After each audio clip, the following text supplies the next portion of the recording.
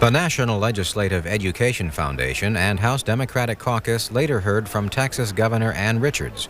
She delivered the keynote address during a dinner meeting of these organizations. Ann Richards was born in Lakeview, Texas. She earned a degree from Baylor University and began her political career as a commissioner of Travis County, Texas. She served as Texas State Treasurer from 1982 until 1990, when she was elected the 45th governor of her state. Ann Richards delivered the keynote speech at the 1988 Democratic National Convention. Her term as governor expires in 1995. Here now is coverage of her address concerning Democratic issues.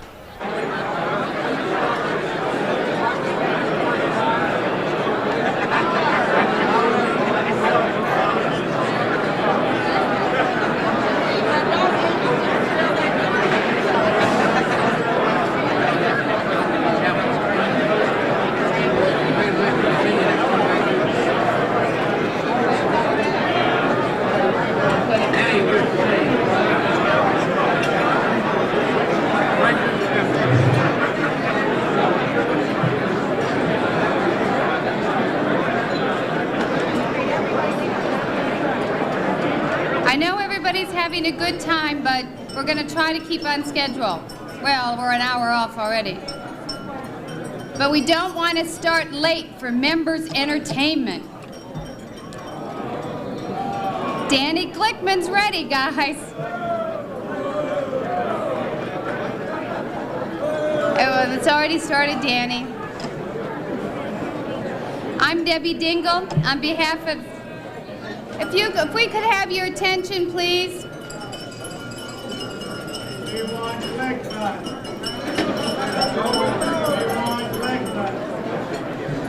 Danny will be here in an hour, guys. He's ready. I'm Debbie Dingle, and on behalf of the NLEF board, I hope you're all having a good time and enjoying dinner.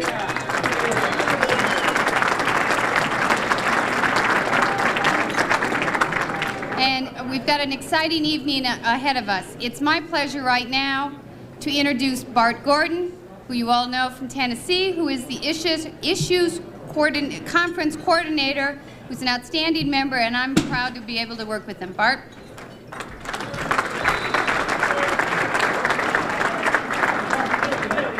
Thank you, Debbie. Let me just very quickly add my welcome to everyone that's here today, and also to thank Debbie and the rest of the NLEF for helping us to underwrite this event, as well as helping to organize it. You've been a wonderful help, and it couldn't have been done without you. And thanks also, yes, let's give them a little applause for it.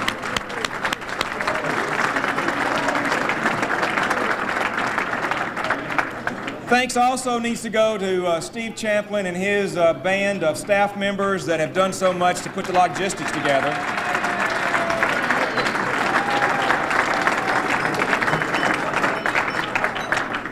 And I think we also need to thank all of the members and the spouses that came today. This is the largest gathering of the caucus in any type of a conference we've ever had. We have a majority of the caucus for the first time, which I think is going to allow us...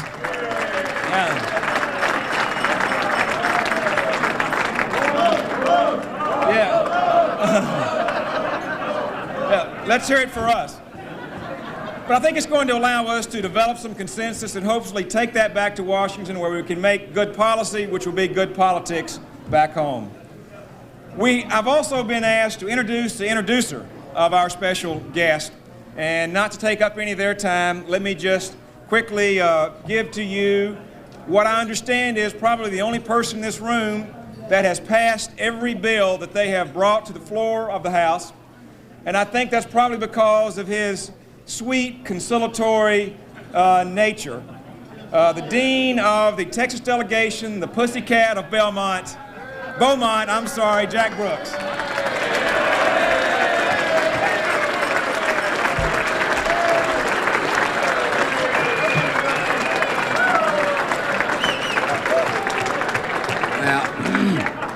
Thank you very much, Bart. As Dean of the Texas delegation, it's my great honor and high privilege to introduce our distinguished guest, the Governor Ann Richards of Texas. Now, after a short Go ahead, Clay. Enjoy. After a short 1 year in office, Governor Richards is known throughout this great country of ours as one of the most competent and compassionate chief executives in our land. She's a hard-working Democrat who, with rare courage and dedication, does an outstanding job for every citizen in our state, maybe with the exception of Clayton Williams, the only man in the world that can put 2 silver feet in his mouth at one time. She already had a record of proven good judgment as a state executive before her election as governor. And also has got a wonderful sense of humor. She doesn't take herself too seriously. But she does take seriously creating and administering programs that benefit the people of Texas. She's a leading force in our National Democratic Party, as well as a person who symbolizes what the Democratic Party can accomplish when it unites, works together with a determination to bring the people of this country a great victory. As you know, in 1990, she won a wonderful, wonderful election as governor against tremendous odds.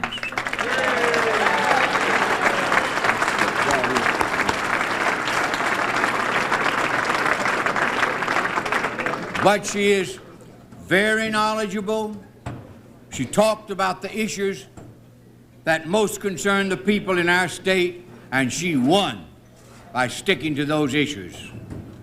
And now she's with us this evening to talk about the issues she believes are important to us in winning our 1992 elections, all of them. And at this time, I present to you my friend and fellow defender of the Democratic faith, the great and wonderful Governor Ann Richards.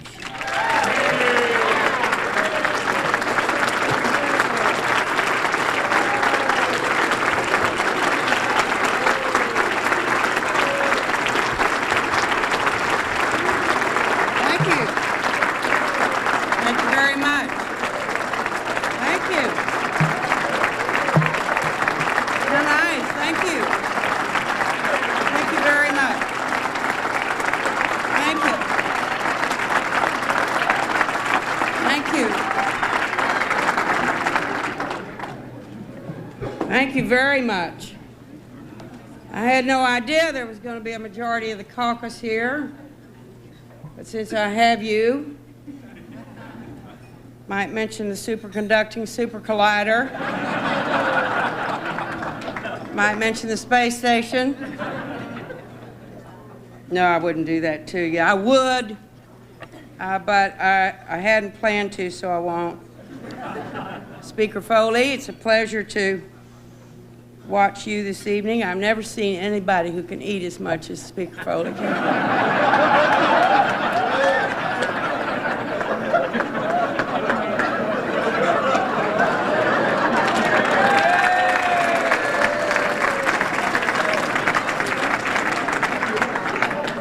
I'm here to tell you that the boy did not get his size by accident.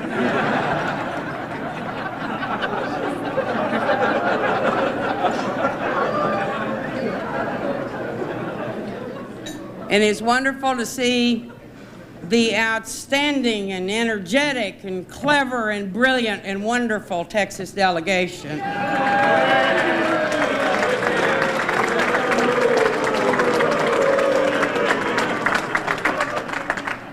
You all are rowdier than the audience used to be at the old Howard Burlesque Theater in Boston. It's real nice of you to say good things about me, Jack Brooks, and it was wonderful to see Jake Pickle. You know, Jake Pickle is my congressman.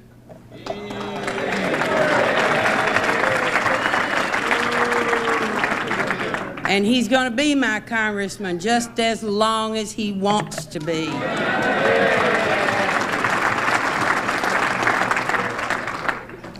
Thanks to you, Steny Hoyer, for your call inviting me here. I'm really honored that you would want to have me. And I am a little nervous because you know a lot more about the issues than I, but the difference is that I can communicate.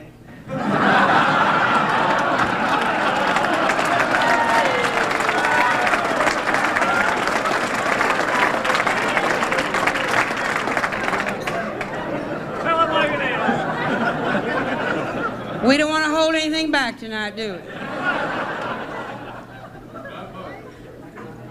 When my friend Jack Brooks invited me to come to speak, I accepted it really in all innocence. And then I heard the vicious rumor that Bob Squire was putting the word out that I would come up here and give you the message. Of course, I reassured myself that anyone smart enough to get elected to Congress would know better than to listen to Squire.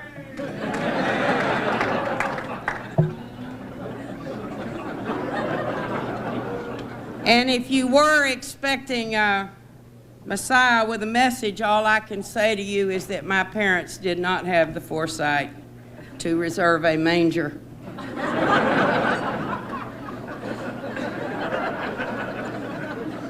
I make no pretense whatsoever at having the keys to the kingdom, much less the keys to the White House. But I do have one thing going for me, and that is I'm not running for anything this year, so I can say whatever I please.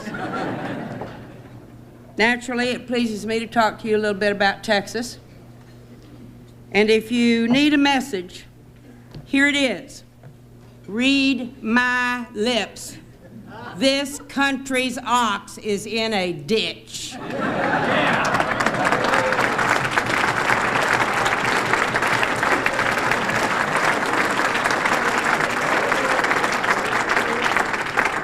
Now, I told you that so you'd know what this speech is about.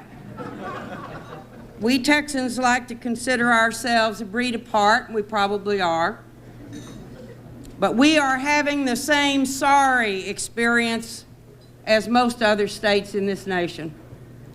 And it began back in the early Reagan days, in the early 80s, with our basic industry being undermined by a competing foreign product. Not only did the federal government allow the market to be flooded with a sea of cheap oil, but they sent the United States Navy to escort the tankers, spending billions of dollars to bring that oil out of the Middle East. The Defense Department may not like to call it a subsidy, but you can put lipstick on a hog and call it Monique, and it is still a pig.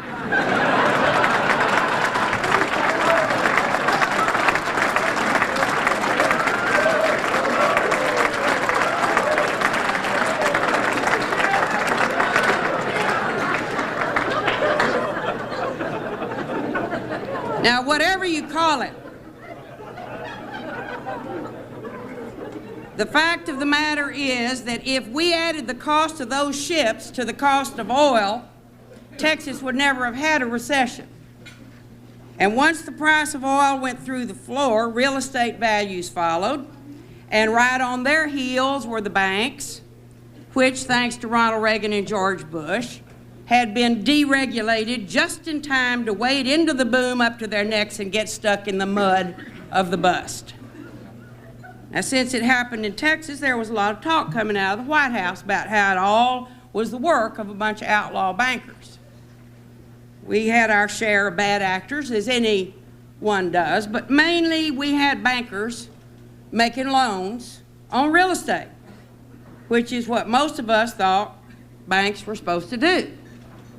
And then, realizing that the barn was on fire, the federal regulators slammed the door shut with all the cattle inside, took over our real estate, sold it at fire sale prices, and then cut off capital, which of course makes it damn near impossible to work your way out of anything. And meanwhile, anyone with a grain of sense figured out that if you wanted help from the federal government, the only place to go was the defense budget, which was the only economic development program we had. In communities all across this nation, We've built up massive industries and scientific research projects and told the workers that they are vital to our national security.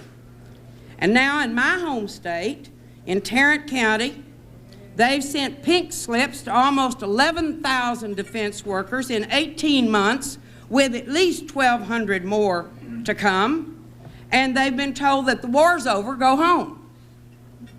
Now, no one's told them where to get their next job. And I might add that with the future defense cuts that are about to take place, as evidenced by the President's speech, there doesn't seem to be any plan whatsoever about what you are going to do with those workers that are going to be put out on the street when we cut back on defense.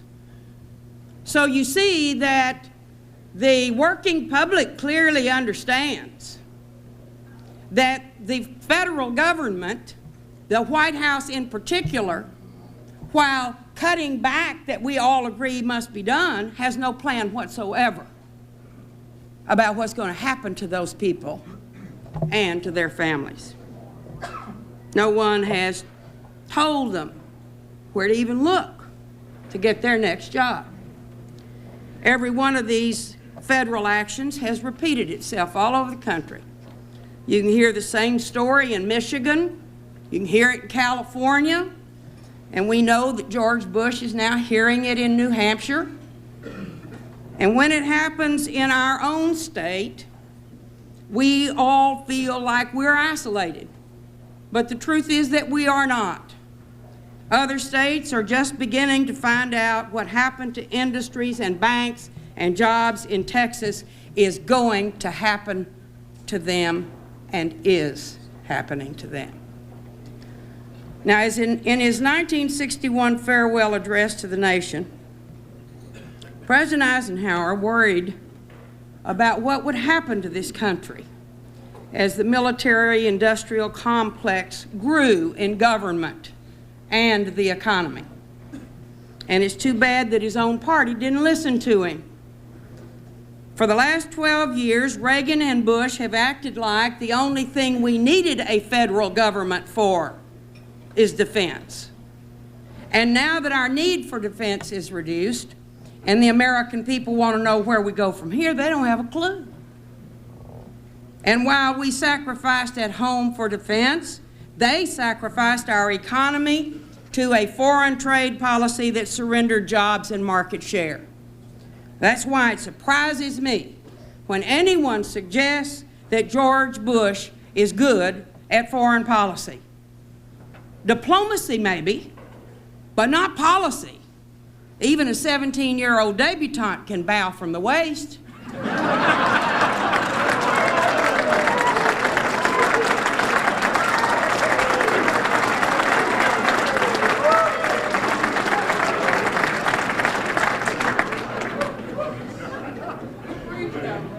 Now, the bottom line is that since 1981, this country has bought $1.3 trillion more than it has sold. Isn't that right, Gephardt? So it is no wonder that we find ourselves in what is generously called a recession. And here at home, what good does a tax cut do us if all we can spend it on is a Hitachi? How do lower interest rates help you when you can't get a loan? How do lower interest rates help you refinance a house that is worth half what you paid for it? And while all of this is going on, down at the state level, where the federal mandate rubber hits the road, we are being forced to raise taxes in every state in this nation, being forced to cut services, all in the middle of a recession. Now, I know you all get sick of seeing us in your offices, but by the time the White House and the OMB get through with us, the Congress is our only hope. I get tired of the Republicans blaming Congress for everything when Congress is the only thing that is saving us in the states.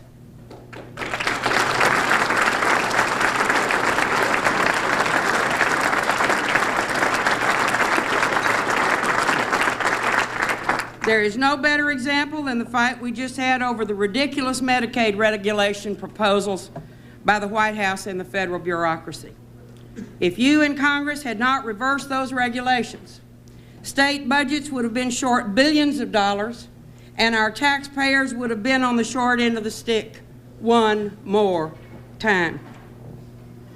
And the last time I checked, the states and the federal government were still sharing the same tax base. We got the same taxpayers. It's not like we were living in a foreign country. But come to think of it, if we were, we'd probably get more attention.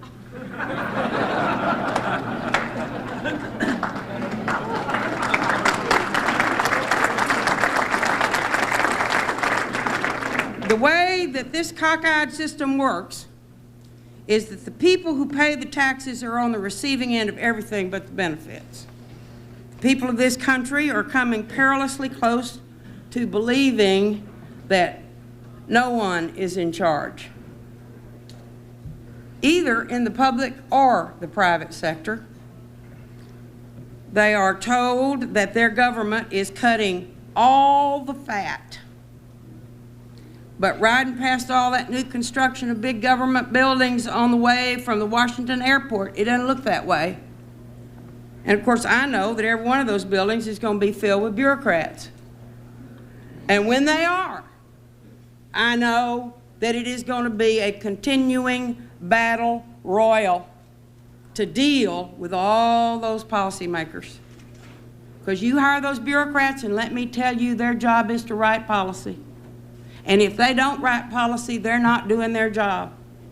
And if they don't proliferate rules and regulations and policy, they can't justify that big building that you just got through building.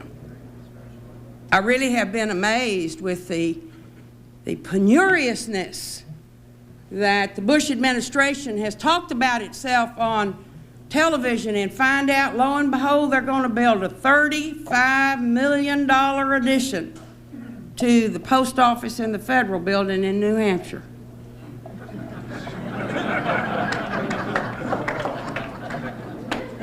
It doesn't take any wizard to figure that one out.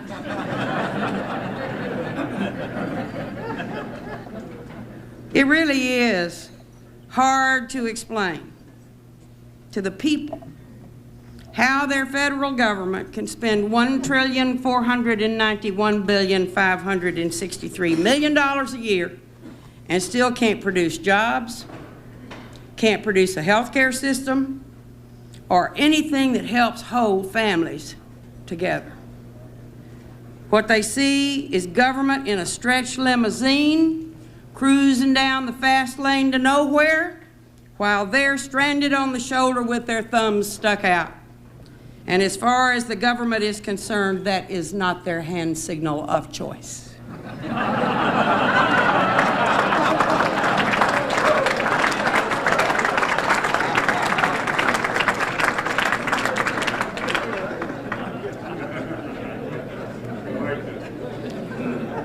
And the private sector, most Americans do not care anymore about CEOs' salaries than they care about how much ball clubs pay their players.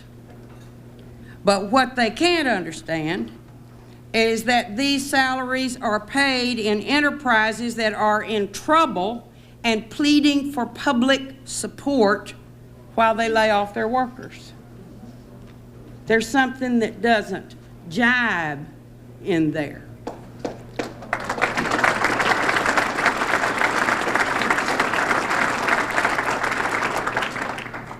Wealth has rarely been a divisive issue in this country. Most people are for it. And one of the most basic premises of America has always been that everybody's got a chance to get rich. That is what has kept us from falling into class distinctions and warfare seen in so many countries. After 18 years of economic decline and frustration, everybody who makes less than $50,000 a year is finally beginning to doubt their potential to move up in America. And the myth of wealth is coming apart. And of course, in the homes of the poor, it's old news. But now it's in the middle class. And the Horatio Alger story to them is a fairy tale. After generations of believing that the road to success is open to everyone, families just getting started on that freeway are looking up to see a sign that reads, "Road closed." And that's a dangerous sign in a capitalist democracy. Every warning light in America is flashing dead end. And the Bush administration is like everybody's Uncle Ferd, who would wander in the wilderness for 40 years before they'd stop and ask for directions.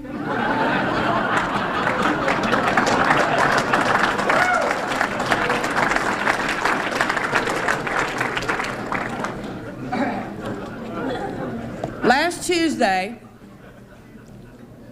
we heard a State of the Union address that offered more of the same sort of meandering, a dribble of this and a dabble of that, sort of a Brill cream agenda.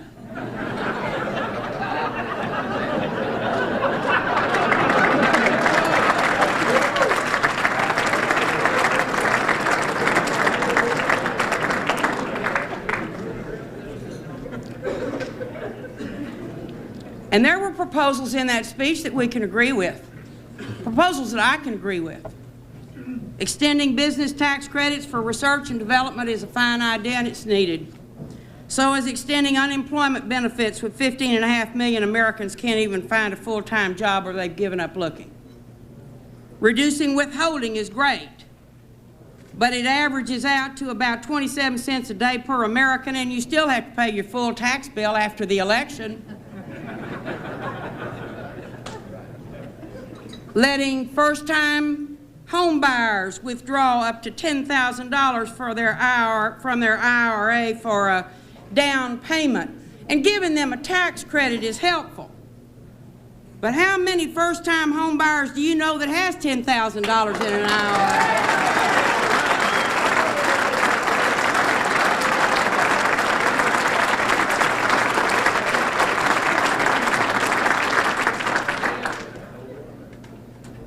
And the answer to all our health problems? Well, it's a tax credit on health insurance, when most Americans can't afford to buy health insurance, and availability is a problem. It's like treating cancer with an aspirin. The bottom line is that it is too little and it's too late. They spent 12 years drilling holes in our economic boat, and now that we're sinking, they're handing us a thimble and telling us to bail for 4 more years. We have reached such desperate times that every problem, every need, every real concern of the American people is held hostage in a political standoff. We are told that the private sector can't afford to provide Americans with good wages, or with training, or with health insurance, or child care and pensions. And then we're told, on the other hand, that we find it philosophically incorrect for the government to step into these areas. We are told that we have a trade imbalance because other countries engage in unfair practices. And then on the other hand, we are told it would be philosophically incorrect for our government to interfere with the free market. We're told that other countries succeed because their governments help develop their businesses. And then on the other hand, we're told that in this country it is philosophically incorrect for government to interfere in business and pick winners and losers. And so instead, we forfeit the game. We forfeit every game. The American people have heard plenty about what we can't do. And now it is time for us to tell them what we can do.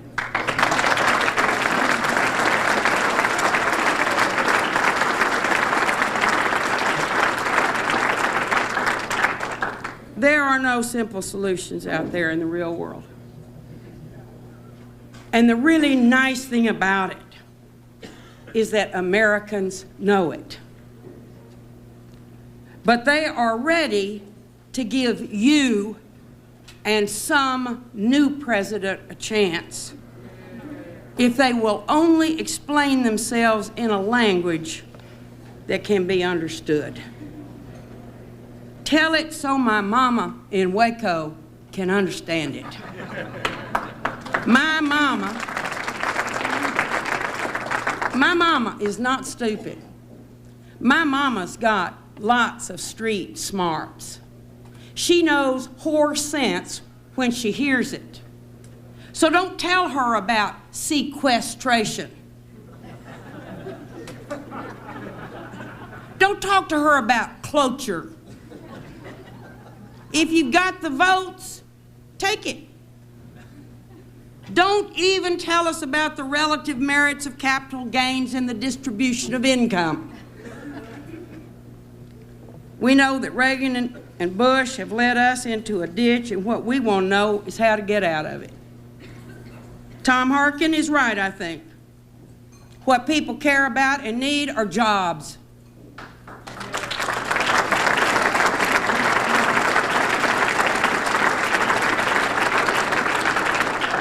If we're going to have a deficit, let it be a deficit that puts people to work.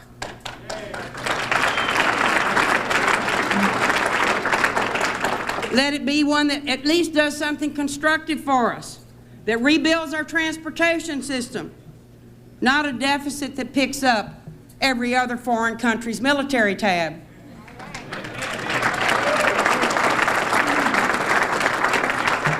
Bob Kerrey is right. Health care should be a right in this country. If we are going to pay its high cost, let our dollars go for quality medicine, not another bureaucratic and regulatory nightmare like Medicaid. National health insurance is essential, and the people of this country know it.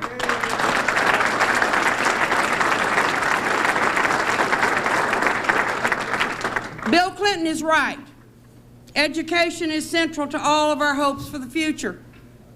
And if we're going to give them the resources they need, let it be for teachers who challenge students and schools that listen to their communities, not for a bunch of sloganeering and administrators who never see a classroom. Paul Tsongas is right. Our prosperity is going to be found in an international economy. And if we're going to help American business compete in that world, let it be to produce goods of the highest quality and for work that pay a good wage, not for the title of paper shufflers of the world. Jerry Brown is right. We can only move forward if we restore faith in our political system, and if we're going to fight for that system, let our fight be for courage and action, not tinkering around on the margins of campaign finance.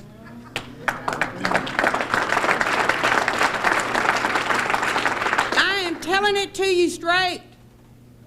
You all get up here and fight like dogs on issues that the people don't know squat about and care less. The truth is that we've got to do it all. We got to do every bit of it and nothing less.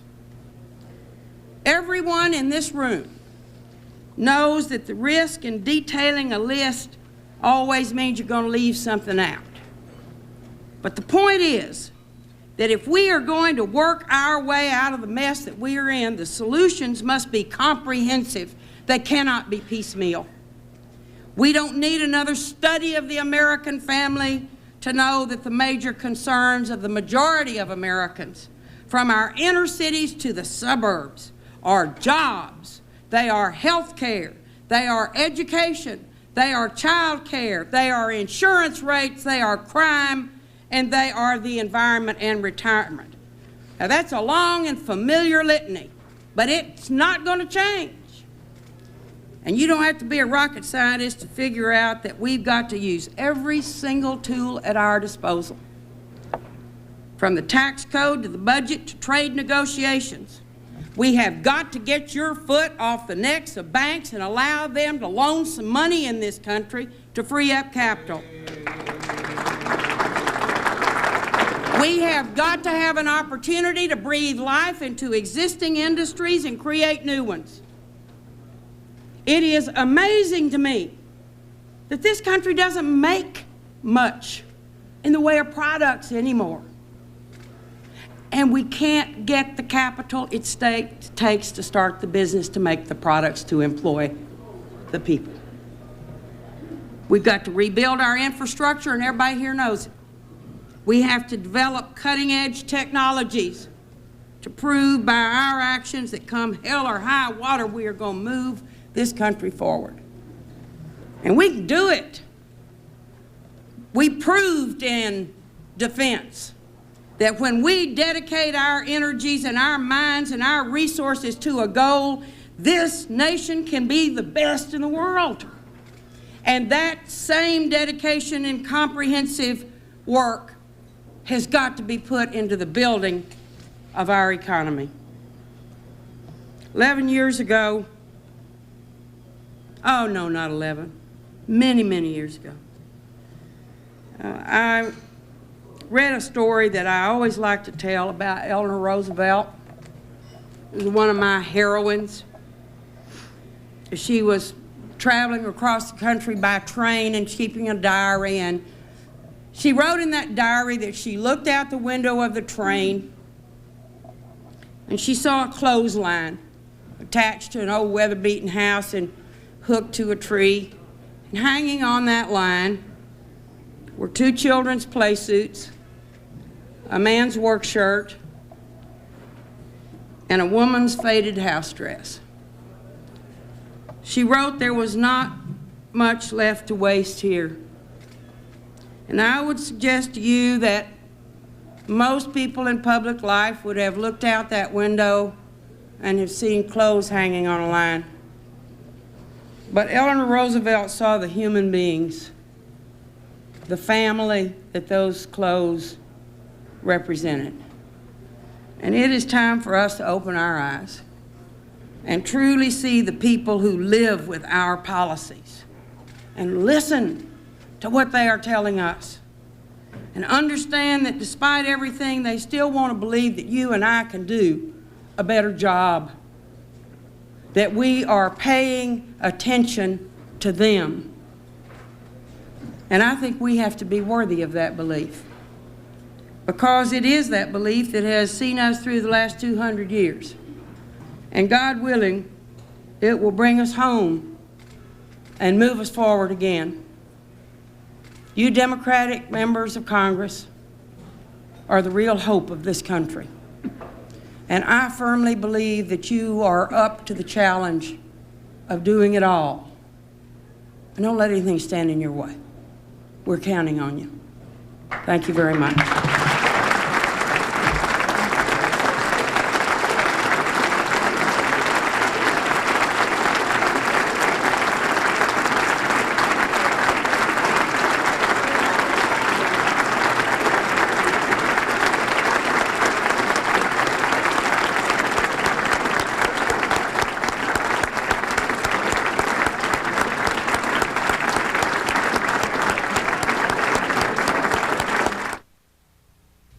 C-SPAN, the cable satellite public affairs network, and its companion network